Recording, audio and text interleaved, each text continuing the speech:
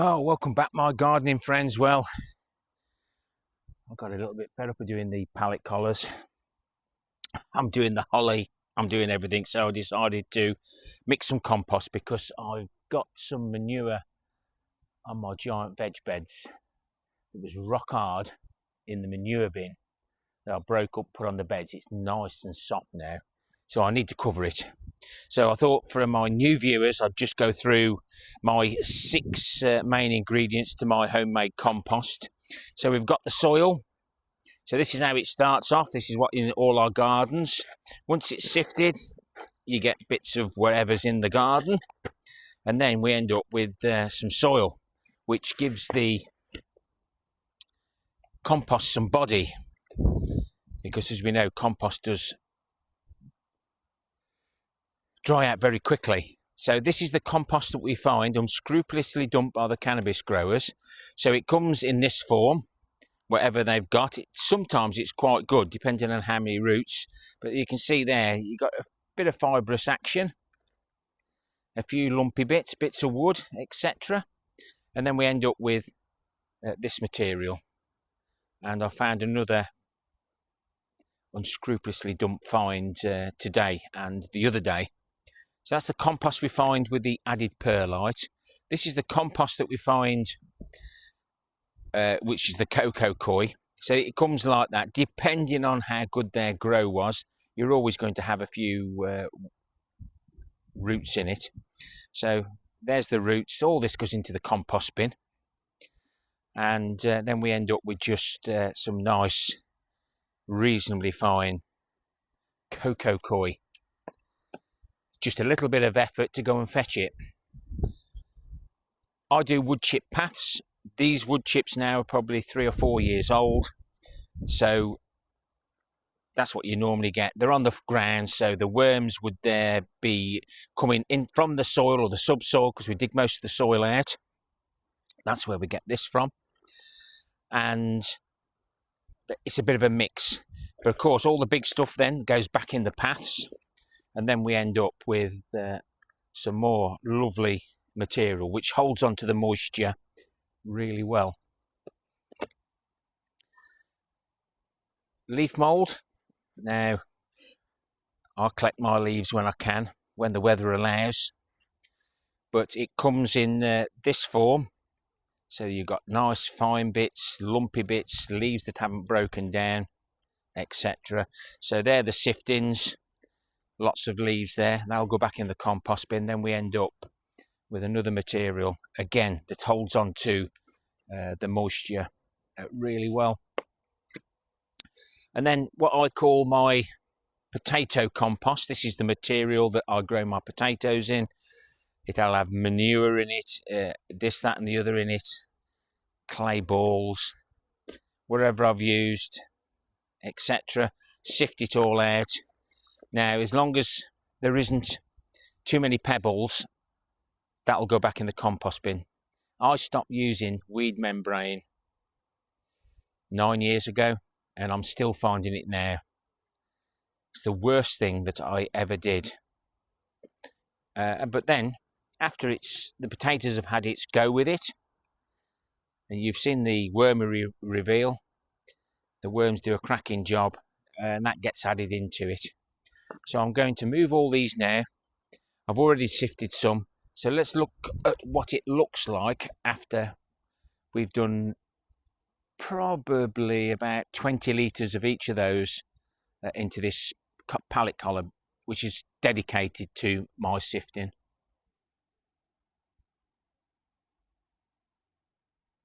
So I've been a busy boy. It doesn't take long, excuse me. But to mix it up, I'll use my Slamar gloves. Links in the description below. I've found these gloves really useful. Handling gooseberries, they're the thorn resistant type, but they're great for this job.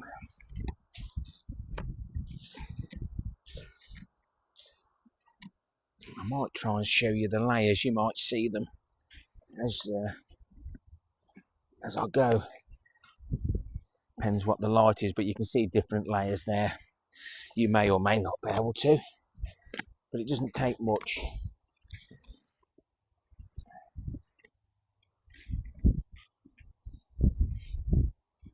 just to bring it all together.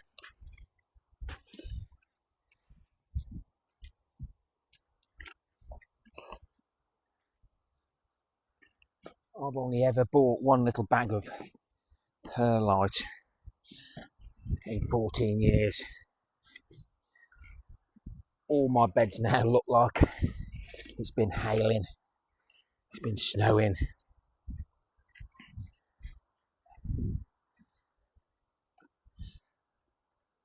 Then we end up something like that. Absolutely wonderful, and all for free. Just a little bit of effort, of course, is all it takes. Right, we'll get some moved over to one of the beds.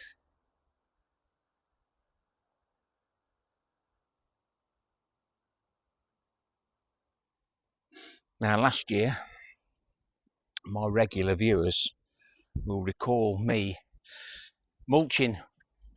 I think it was only the one bed, actually, one pallet collar raised bed with the sheep's wool. I've done cardboard and straw, etc. But to my surprise, that might have been a fluke, I don't know. Holly leaves. I had the best French beans, the pongo beans, ever. So I'm going to try this again. It will sink a bit because it is a little bit spongy, but this wool has been open to the elements and it doesn't rot down so well. It does need to be buried, so while this little bit of better weather's here, we'll do that. So we had field beans 23-24, manure 24-25, and sheep's wool 25-26. So interesting to find out whether it was the sheep's wool or something else that I've done, but I wouldn't know then. Especially with using the sheep's wool as a mulch. That's the only weed that's managed to grow. Put in the paths, it'll all go to my future compost mixes. So I've left it a bit proud. Normally I like to get it nice and level, but I've just left it a little bit high. I just need a little bit more just to finish that off. You get the idea. So that's 30. Oh, these what? No, 42 litre tubs. 40. That's at 50, nearly 60 litres of compost. That's a bag of compost gone on here. So that's what, 5-6 quid? I don't know what people pay. I had a shock when I got mine from the Allotment shop. I bought the compost for my long roots for the Malvern autumn show. So I don't mind spending a bit, but that's £75 for about 6 bags of compost, 2 bags of Grow Organic. With how I am at the minute, life at home life, etc. The son's moving house, so he needs the house tidying up before anybody comes. Good old mum and dad. This is a nice little lobby for me, gets me out. If I can have half hour up here, it just gives me that bit of a boost for life, etc. But no, yeah, I put manure on here, but I've had to buy some more of that Grow Organic. It'll last me 2 years probably, but it does give you a bit of a shock when you have to buy stuff. Remember, feed the soil, not the plants. So these are the beds with the manure on. See, I've got a few thistles coming up again. The only trouble once the seeds get onto your plot, what's they say? 1 year weeds, 7 year seeds. The trouble is you can't stop them from coming from other plots.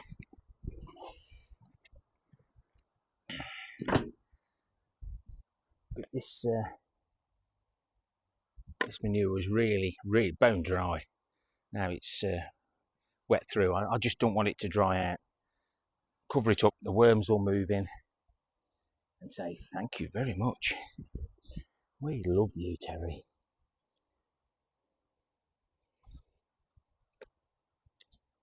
We'll be ready then to plant either the giant carrots, etc. Again, now we're on the 60, nearly 60 litres in this one. So the price would keep going up. So I do like to share. I don't like to repeat myself too many times, but for the new subscribers that have joined me, or viewers that want to subscribe, don't cost nothing.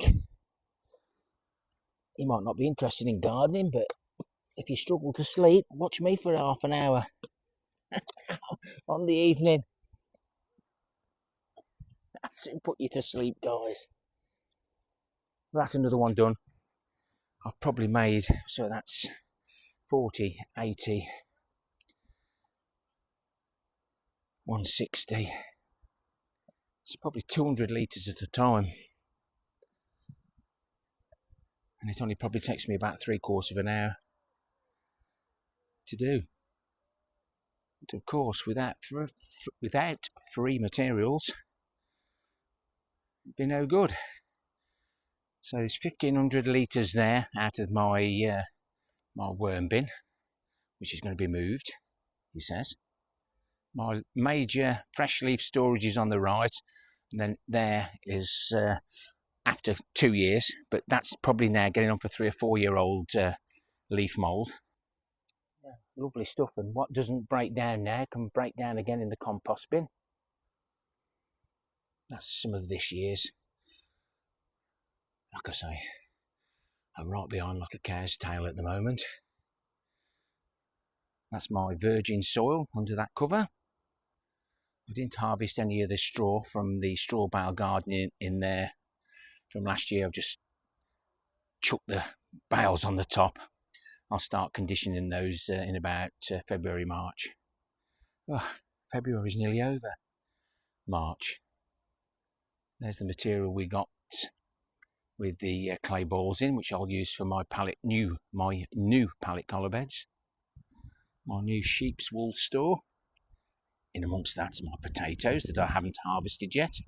Be interesting to see if any have frosted.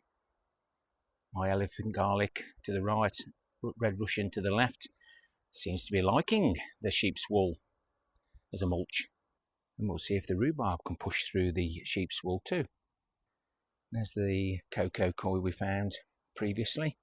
I'm saving that for the sifting because I've still got a 1 ton bag of the compost we find with the added perlite, and we've got about another 120 litres there. The bag on the left that I found on its own has got clay balls in the bottom, so again we'll use those on the pallet collar beds over there in the distance behind the blackberries. But yeah, there's quite a bit of perlite in there. Why buy it when people throw it out unscrupulously? Nice new wood chip paths. I can harvest the wood chips from under there in a couple of years' time. And my old paths, I've got to dig this out and add it to the mix for in the pallet collars. Not sifting it, just chucking it in, because it'll be in the bottom 3 pallet collars if I do them 4 high. As you can see there, it's very wet, but lovely material. So the wood chips get stored in the first bay. It's nice and dry in there, so easy sifting, but damp enough not to create too much dust. We always need to protect ourselves from dust. Next bay up is all the containers that I've got with potatoes in gets thrown in here. Another 1,200 litres of compost with the perlite in. And I've probably got about 500 litres of the cocoa coir left. But I have spotted some more, and what over there, that'll just top this bed up nicely. But this is nice and dry, but a little bit too dry. Rain does just about get in at the front, but I always wear a mask anyway, or ensure the wind's blowing in a good direction. Well, exactly 200 litres. Oh, sorry for kicking you there. Hope that didn't hurt. 200 litres. About half an hour Takes longer to go and fetch the materials. My old sieve wore out, so I now use the fan. I am tight, but I do promise myself I will buy myself a proper riddle set. This is the leaf mould.